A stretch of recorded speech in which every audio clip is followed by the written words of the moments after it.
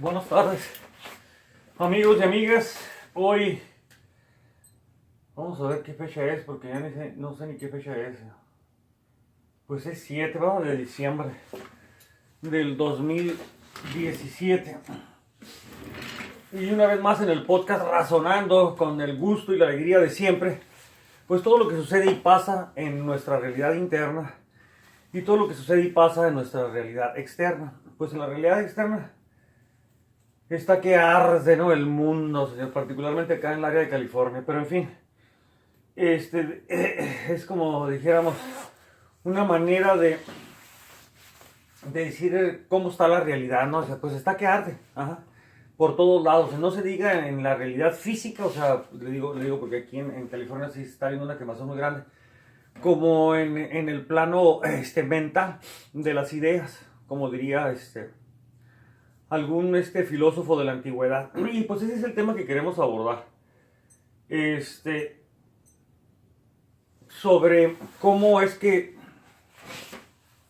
el hombre empieza por primera vez a ser consciente de que en el plano dimensional de la mente, pues existe una dimensión muy particular donde emergen pensamientos y un corazón donde emergen muchas emociones, y esto pues se repite en cada uno de nosotros, ¿no? Entonces, a partir de ahí, pues empieza un movimiento de filósofos. Surge con el primer movimiento. El primer movimiento lo hace Sócrates. Sócrates prácticamente vivía en la ciudad. Creo que existe una cueva, mencionan por ahí en las calles de Grecia, donde él dormía, ¿no? Y prácticamente él entraba en contacto con todos los individuos de esa sociedad. Hablaba con los ricos, con los pobres, con las prostitutas, con los comerciantes.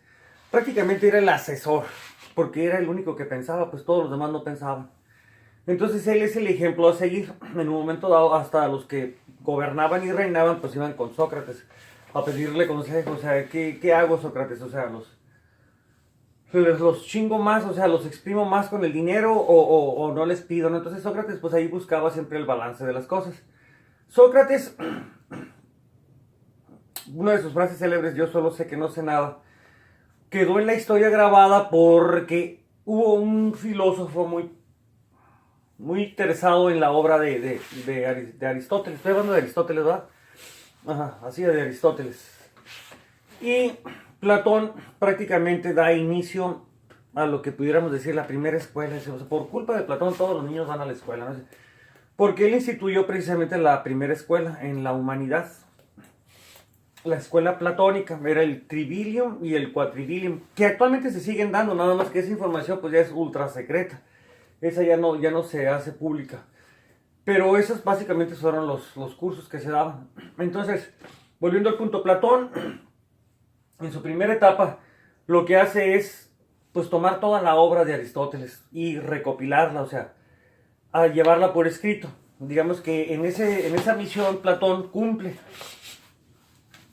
Pero se da cuenta él que él, al entrar en contacto con toda esta información que Aristóteles promulgaba todos los días, pues él tuvo, por decirlo así, una revelación en su interior. Se dio cuenta que también él pensaba, que también razonaba y que podía filosofar. Entonces, una de las frases célebres de Platón es de las sombras de la cueva, ¿no? O sea, donde él dice que esta realidad, o sea, él se alcanzaba a dar cuenta, pues decía, esta realidad que queremos entender y comprender, pues en realidad nada más estamos viendo como un reflejo, no parecieran las sombras dentro de la cueva, pero la verdadera realidad que está fuera de la cueva, donde está el sol, la naturaleza y todo eso, pues no la vamos a poder ver mientras no nos salgamos de esa cueva, ¿no? O sea, como diría el conejo del País de las Maravillas, ¿no? Follow the rabbit, ¿no? Entonces, en esa caverna donde está el rabbit, pues de alguna manera Platón nos habla pues de esta realidad, ¿no?, que reflejamos. Platón después evoluciona como filósofo y establece una filosofía platónica. De ahí lo de Platón, ¿no? Es que es el amor platónico, ¿no? Bueno, volviendo a nuestro asunto, de esa escuela de Platón salen dos líneas filosóficas que hasta el momento actual siguen siendo las directrices del pensamiento humano. De hecho, fue la guía y es la guía que usamos para la ciencia. Por un lado tenemos a Aristóteles. Aristóteles, vamos a resumirlo en la dualidad. O sea, ¿cómo entendía la dualidad Aristóteles? Aristóteles decía, toda la información la tienes que hacer pedazos. O sea, es falsa, falsa, falsa. O sea, entrar en el análisis, en la investigación, en la experimentación, y hasta que no te demostrara un pedazo de información, tener certeza, verdad, o sea, en que te pudiera generar un cierto conocimiento, podías en un momento dado apartarlo, ¿no? Entonces, el primer proceso de razonar, o sea, porque así es como enseña Aristóteles, lo primero que hacemos es tomar la información y despedazarla, hacerla pedazos. De lo que quede de la información digas, bueno, esto no lo puedo destruir porque es un conocimiento y el conocimiento yo no lo puedo destruir. Entonces, esos pedazos de información se tomaban y cambiaba la dirección de cómo la razón procesaba la información. Ahora, en vez de destruir, en vez de fragmentar, como lo hace el metabolismo celular, nos íbamos a estructurar o a asociar esta información para poder crear teorías. ¿Ok? Eso decía el filósofo. Y luego el filósofo se la dice al que lleva la ciencia de la física. Le dice, y esta es la guía. Ahora, el físico lo que tiene que hacer es ir a la realidad y comprobarla a través de sus sentidos. Ese es digamos, el que hace la ciencia de la física. Sencillamente corrobora que lo que yo estoy entendiendo de la realidad realmente sucede y pasa fuera de mí. O sea, ¿qué sucede y pasa fuera de la realidad externa? ¿Qué sucede y pasa en la realidad interna? Entonces, cuando se veía lo que entendíamos y lo veíamos en la realidad, entonces decimos tener un conocimiento de la realidad. Y pues se asigna a las respectivas ciencias, que cada ciencia pues hace sus propias caminos en el tránsito de la civilización. Entonces, Aristóteles, digamos, nos deja en la dualidad precisamente cómo debemos de razonar. Primero fragmentamos y luego construimos.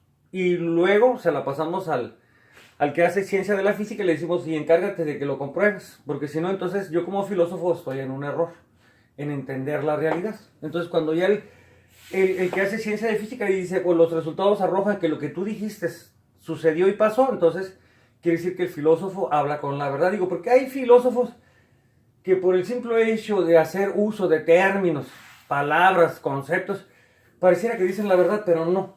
O sea, la verdad de las cosas está cuando, independientemente de lo que podamos entender de ella, está sucediendo y pasando fuera de nosotros.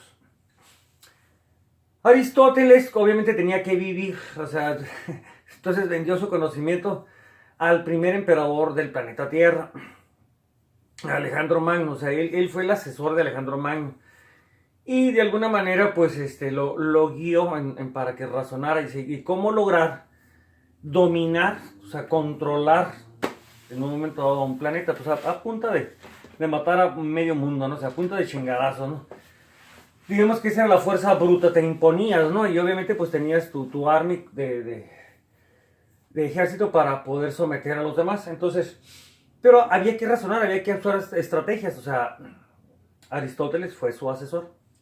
Por otro lado, tenemos a la otra línea que se deriva de la escuela de Platón, es la escuela pitagórica. Pitágoras, su herencia, como diríamos, la herencia que nos pudo haber dejado, la más, digamos, de mayor valor, pues es la herencia del triángulo, ¿no? O sea, la herencia del triángulo en el sentido de que, dices tú, pues ¿qué información puede estar codificada en el triángulo? Pues es que prácticamente el triángulo es una información que, independientemente de cómo transcurre el tiempo o de la civilización o en qué momento de la civilización te encuentres, siempre la información va a ser la misma, pues. La geometría tiene un código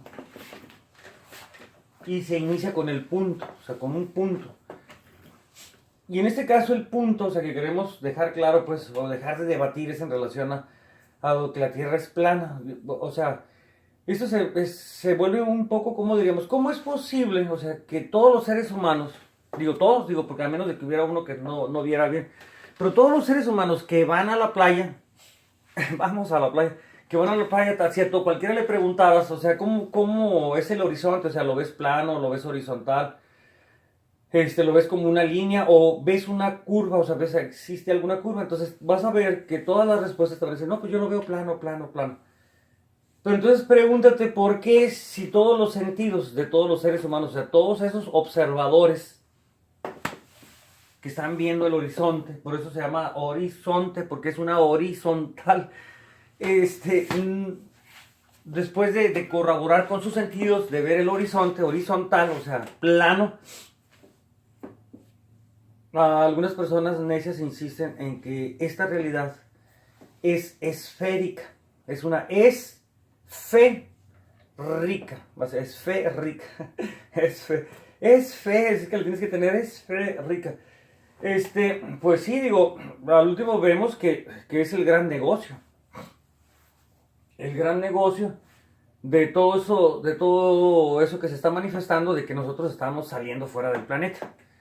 Entonces, ni siquiera tenemos una idea consciente, que tengamos la certeza, que estemos seguros, o sea, de qué forma tiene nuestro plano dimensional, nuestro, digamos, este hábitat que está hecho de materia sólida, de materia líquida y de materia en forma de gas. Son los tres estados de la materia que nosotros vemos aquí, digamos, con mayor frecuencia de lo normal. Existen otros que pudieran ser como el estado plasma, y es importante después hablar de él, porque sí existe ese estado plasma, pero no está, digamos, no estamos en contacto con esa realidad casi directo. Sí estamos en contacto con el plasma, pero después lo tendríamos que abordar, porque tendríamos que abordar a otro objeto de nuestra realidad que llamamos Sol.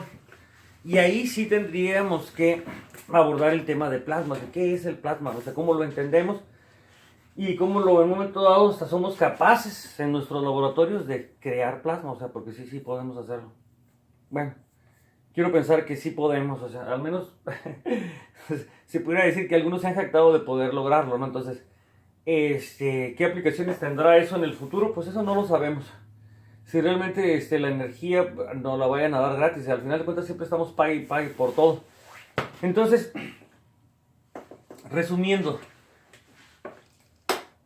prácticamente cuando observamos cómo se aborda el tema de la Tierra plana, lo único que vamos a observar es que todos tienden a destruir la información.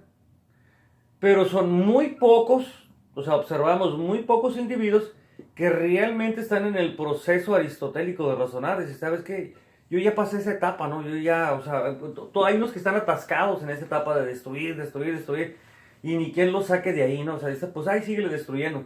Eso hay un momento que uno se detiene y sabes que ya destruí todos estos pedazos de información, ahora creo que no lo puedo destruir ni y voy a ver si puedo generar, o sea, o asociar una idea. Ahora, esta idea, que no vaya a ser como todas las ideologías, sino como un entendimiento, que pase después a un entendimiento de cómo estoy reflejando yo en un entendimiento lo que sucede y pasa en la realidad y cómo es esta realidad. Bueno, espero esto, digamos, era importante hablar sobre este asunto porque estamos en un proceso de razonar precisamente a la Tierra plana. Y estamos, como dicen, pintando rayas. Sí, porque si me voy a topar con individuos que lo único que van a hacer es atacar y destruir, o sea, pues como diría yo, ¿no? O sea, una frase célebre mía que dice, pues, siempre hay que sacarle la vuelta, o sea, todo aquello que no se sume, que no aporte, o sea, hay que sacarle la vuelta. ¿No va? O sea, que no le saque la vuelta, no le saque.